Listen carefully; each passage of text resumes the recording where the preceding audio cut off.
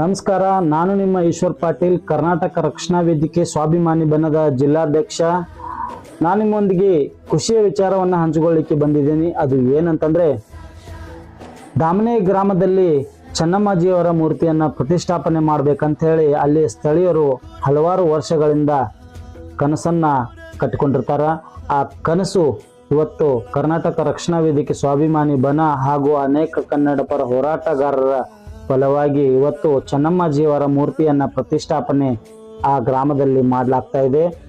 ಇದೇ ಬರುವ ಡಿಸೆಂಬರ್ 4ನೇ ತಾರೀಕು ಮಧ್ಯಾಹ್ನ 3:30ಕ್ಕೆ ಚೆನ್ನಮ್ಮಾಜಿಯವರ ಮೂರ್ತಿ ಪ್ರತಿಷ್ಠಾಪನೆ ಹಾಗೂ ಉದ್ಘಾಟನೆ ಸಮಾರಂಭವನ್ನು ಶ್ರೀ ಹಾಲ್ ಸಿದ್ದೇಶ್ವರ್ ಪಂಚ್ ಕಮಿಟಿಯವರು ಹಮ್ಮಿಕೊಂಡಿದ್ದಾರೆ.